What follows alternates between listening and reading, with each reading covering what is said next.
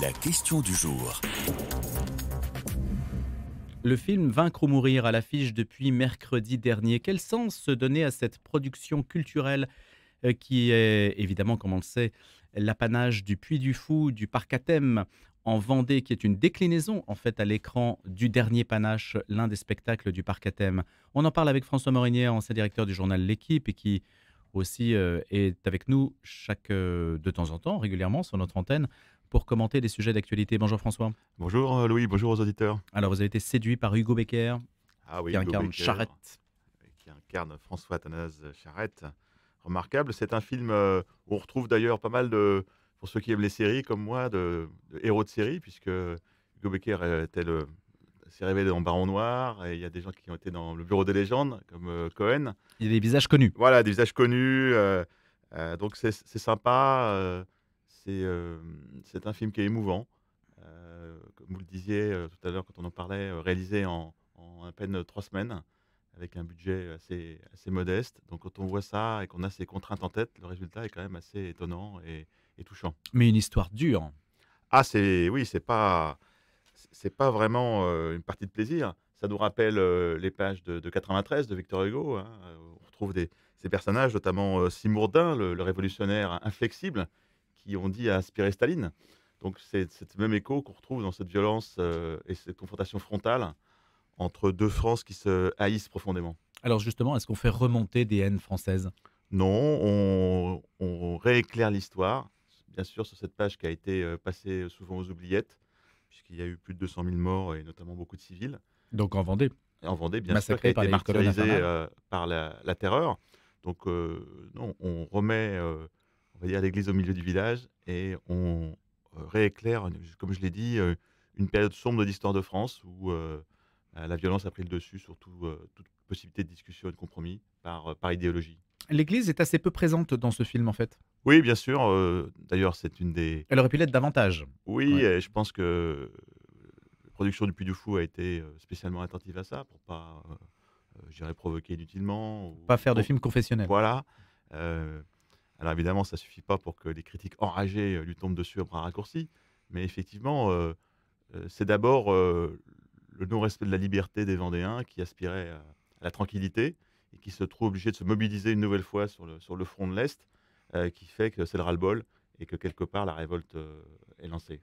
Et puis donc ce personnage qui sort de nulle part, qui est un ancien marin embourgeoisé, un grand noble, mais qui devient un petit bourgeois de province, comme il dit, et qui tout d'un coup sent que son destin, c'est de prendre la tête de la lutte armée.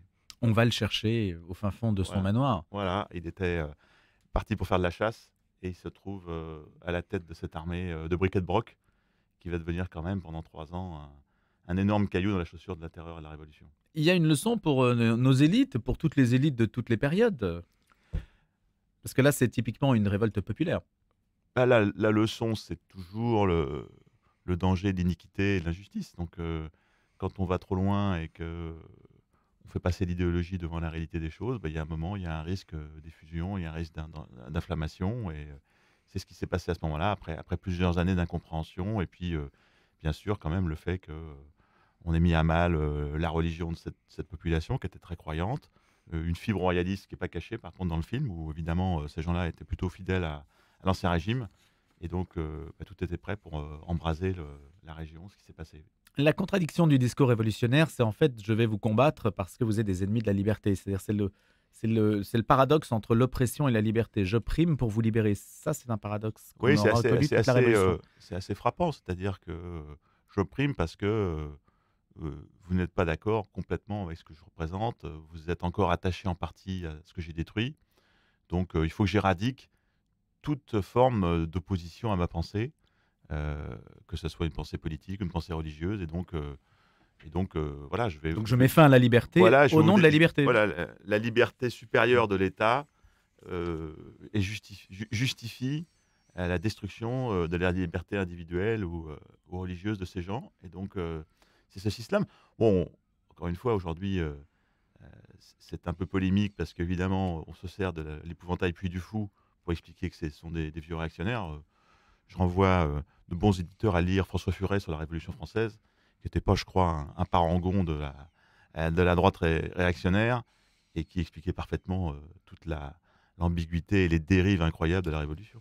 Nicolas de Villiers, sur notre antenne, a dit la semaine dernière qu'il n'avait aucune volonté politique, pas du tout d'intention de cette nature-là, et que c'est un film d'action, qu'il y en aura d'autres d'ailleurs, parce que c'est une manière de se lancer sur cette industrie culturelle Bien du sûr. cinéma Il passionne. qui, finalement, l'histoire n'est pas. On imagine qu'évidemment, ce seront des figures de l'histoire historique qui vont être traitées à l'avenir. Comme Tirailleurs a traité Voilà, l'histoire des exactement. Tirailleurs avec Omar Sy, qui D'ailleurs, l'a on très en a bien dit. parlé. Bon, voilà, il y en aura d'autres, hein, et il y en a tout le temps des films Mm. qui traitent de sujets historiques oubliés, controversés, Mm. maltraités. Et donc, moi, enfin, je suis d'accord avec lui. Je vois pas je vois pas l'enjeu politique. En plus, il y a zéro, comment dirais-je, mouvement politique, quoi que ce soit. Je pense Il que, n'y a pas de polémique politique dans le film, pas du tout. bah, disons que tout le monde veut, il y a bien-pensance veut en mettre une. Bon, après tout, on peut pas empêcher ces gens-là de vociférer. Mm. Moi, je trouve que c'est très bien parce que ça fait une pub formidable pour le film. D'ailleurs, il faut, je pense, se mobiliser pour aller le voir parce qu'il y a quand même eu beaucoup de pression cette fois-ci là, je peux vous le garantir, sur les exploitants de salles pour qu'ils refusent de diffuser le film. Alors, on a invoqué plein de prétextes, y compris l'ordre public, en disant: «Vous allez voir, votre Mm. cinéma va être, assailli par des gens qui sont opposés à ce film» et cetera. Donc tout a été fait pour réduire le nombre de salles de diffusion et donc ça se joue là, aujourd'hui, demain, pour que le film soit maintenu dans pas mal de salles et que les gens puissent aller le voir. Donc je pense il faut vraiment y aller.